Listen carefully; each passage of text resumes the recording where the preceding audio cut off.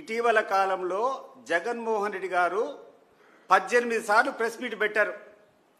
18 సార్లు press meet పెట్టినప్పుడు అనేక ప్రశ్నలు, ఈ యొక్క ప్రభుత్వ వైఫల్యాలు, ప్రజలు పడేటువంటి ఇబ్బందుల గురించి సాక్ష్యాలతో ఆధారాలతో కూర్చొని చూపించి ప్రెస్ మీట్ పెడితే ఒక్క ప్రెస్ మీట్కైనా ఆయన సంధించినటువంటి ఒక్క క్వశ్చన్కైనా మీరు సమాధానం చెప్పారా అని చెప్పి నేను అడుగుతున్నా.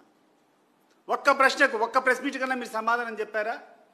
చెప్పకపోగా మీ యొక్క పేడ్ ఆర్టిస్ట్నో ఎవరో ఒకరు ఉంటారు, మీ దగ్గర పనులు జరిపించుకునేదానికో లేకుంటే వ్యక్తిగతంగా లాభాలు పడేదానికి ఎవరన్నా కొంతమంది చౌకబారు వ్యక్తులు ఉంటే వాళ్ళతో కూర్చొని రకరకాల స్టేట్మెంట్లు. ఈరోజు ఎంత దౌర్భాగ్యంగా ఉంది, ఎంత దారుణంగా ఉందంటే ఒక బీజేపీకి సంబంధించినటువంటి ఒక ఎమ్మెల్యే ఈరోజు జగన్మోహన్ రెడ్డి గారి గురించి, జగన్మోహన్ రెడ్డి గారి కుటుంబం నుంచి భారతి గారి గురించి మాట్లాడడము అసలు జగుర్పు వస్తుంది. ఎట్లొస్తాయా నీకు ఇట్లా మాట్లాడేదానికి? నాకు తెలుసు కాబట్టి నేను చెప్తున్నా. ఇటీవల కాలంలో నేను సన్నిహితంగా ఉన్నాను కాబట్టి నేను చూస్తున్నా. పులివెందులకు పోయి చూడిపో, వెంకటప్ప స్కూల్ అనేటువంటి స్కూల్లో 1000 మంది పేద విద్యార్థులకు చదువుతో పాటు, యూనిఫామ్తో పాటు, బట్టలతో పాటు, పుస్తకాలతో పాటు వాళ్ళకు కావాల్సినటువంటి షూస్ దగ్గర నుంచి, సాక్స్ దగ్గర నుంచి అన్ని ఇచ్చేటువంటి కార్యక్రమం గడిచిన 10-15 సంవత్సరాల నుంచి భారతమ్మ గారి ఆధ్వర్యంలో జరుగుతుందో లేదో ఒకసారి చూడిపో. ఎవరైతే వికలాంగులు ఉన్నారో, ఎవరైతే మానసికంగా సరిగ్గా లేదో అటు పిల్లల కోసం అని చెప్పి 65 మంది విద్యార్థులకు విజేత స్కూల్ అని చెప్పి పులివెందులో పెట్టిస్తా ఉన్నారు. విజయవాడకు ఆమె వస్తే కూడా ఏ రోజు ఒక ప్రభుత్వ కార్యక్రమంలో పాల్గొనలే. ఆమె చేసేటువంటి కార్యక్రమం అంతా ఏంటంటే ఇన్నటువంటి మదర్ తెరెసా ఒక అనాథ ఆశ్రమం ఉంది, ఆశ్రమం పోయి పేదవాళ్ళు ఏదన్నా ఉంటే ఆ పిల్లోళ్ళతో 4 సేపు కాలక్షేపం చేసి వాళ్ళకు మనోధైర్యం ఇచ్చేది తప్ప ఎప్పుడు చేయదు. ఆమె మీద మాట్లాడేటువంటి దౌర్భాగ్యం ఎందుకు దిగజారుతారు మీరందరూ అని నేను అడుగుతున్నా. సిబిఐ ఎంక్వైరీ అంటే ఇప్పుడు సిబిఐ ఎంక్వైరీ కాకుండా ఏం ఎంక్వైరీ చేస్తుందండి?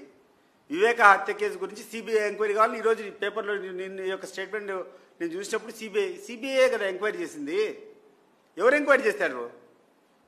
మరి సిబిఐ ఎంక్వైరీ చేసింది, ఎంక్వైరీ పూర్తి అయిపోయిందని చెప్పింది. ఒక నివేదిక ఇచ్చిన తర్వాత మీరు దాన్ని కమిట్ చేసుకొని కేసు నడుపుకోవాల్సింది పోయి మీరే ప్రొలాంగ్ చేసుకుంటా అలా వేరే వాళ్ళ మీద నిందలు వేయడం ఏంది?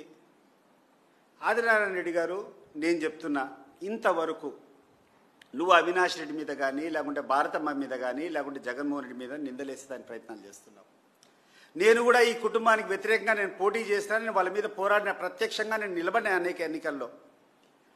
నేను నిస్సందేహంగా ఈరోజు చెప్తున్నాను, గుండెల్లోంచి చెప్తున్నాను, వాళ్ళే కనుక దౌర్జన్యం చేయాలనుకుంటే పులివెందుల్లో ఎక్కడైనా ఏ బూత్ అయినా స్వేచ్ఛగా జరిగేదానికి అవకాశం ఉందా?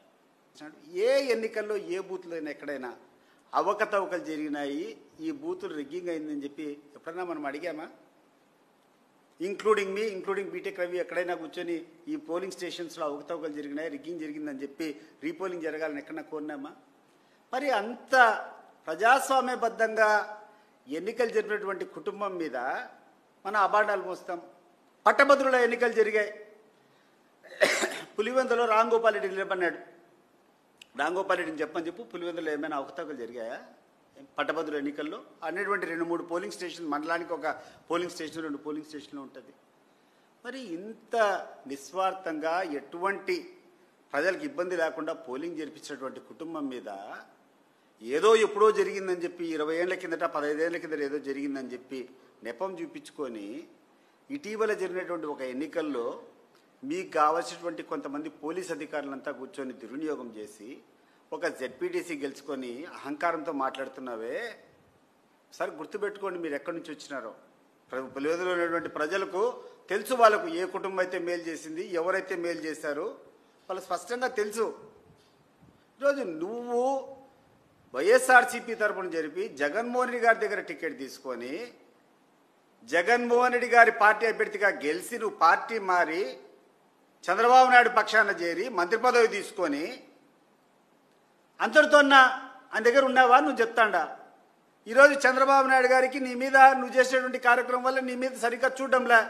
ఈరోజు నీకు వ్యక్తిగత లాభాలు కావాలా?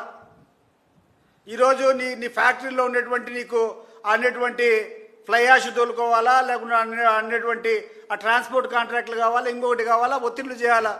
దీనికోసం అని చెప్పి ఆయన ప్రసన్నం చేసుకునేదానికి ఇంత దిగజారి మాట్లాడాలనా అని చెప్పి నేను అడుగుతున్నాను. అవసరం మా ఇంట్లో ఆడోళ్ళ గురించి మాట్లాడేటువంటి విషయము, అది భారతమ్మ గారి గురించి మాట్లాడుతున్నావు.